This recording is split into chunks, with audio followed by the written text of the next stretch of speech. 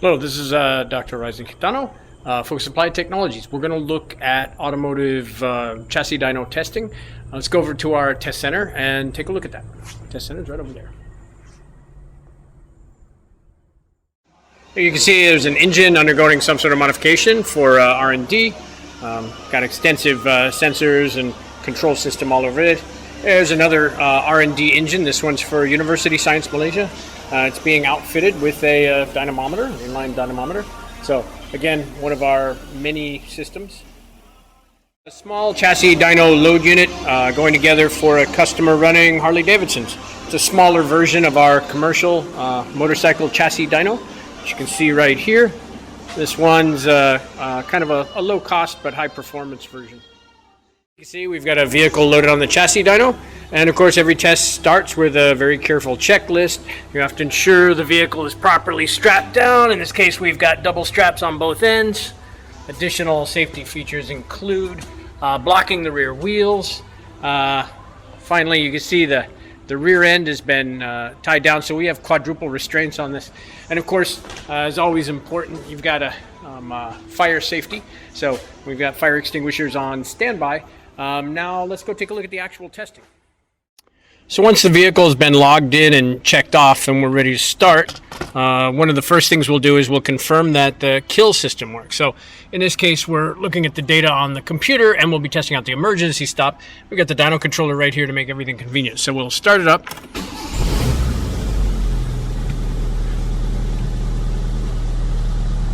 And one of the first things I want to check is that the emergency stop actually works and it kills the vehicle, kills the engine. So we'll click on the e-stop.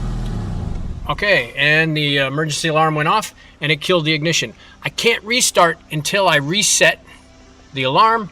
Once I reset the alarm state, now I can restart. Next thing we'll do is we'll test the alarm state during an overspeed operation. Okay, we've set an overspeed set alarm for about 110 kilometers per hour. So we're in gear right now rolling, and I'm going to roll up to 110 kph and it should kill the ignition. 80, 90, 100. There we go. Alarm went off, it's killed the ignition. We're no longer running. I can restart the engine anytime I want, but I have to reset the alarm state first. When the alarm state's clear, now the engine can come back to life, and we're back up and running. Okay, we'll show a little bit of a drive cycle. So I'll run a drive cycle, and you can see the drive cycle showing up. That's in red. My actual velocity is in green, and so what I'm supposed to do is drive and try to follow the red. So I accelerate during the hills. And this may include gear shifts and things like that.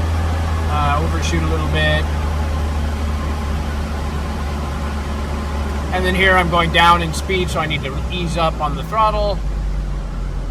And during the next cycle, I open the throttle more. Now I'm driving this manually, but we also have an automated system which will automatically drive the drive cycle. During automated testing, there's a lot of additional alarms. Over speed, under speed, over torque, over temperature. So basically the system is designed to run completely automated and shut itself down in the event of any kind of emergency. Here's a big hill, we'll go for a gear shift.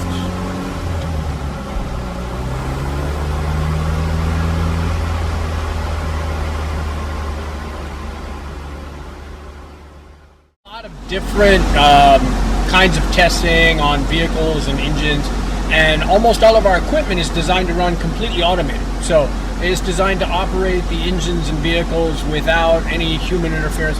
So there's many different levels of safety, automatic cutoffs, and things like that. So in basically any scenario, the dynamometer controlling system will shut down the engine, shut down the dynamometer, and take care of itself.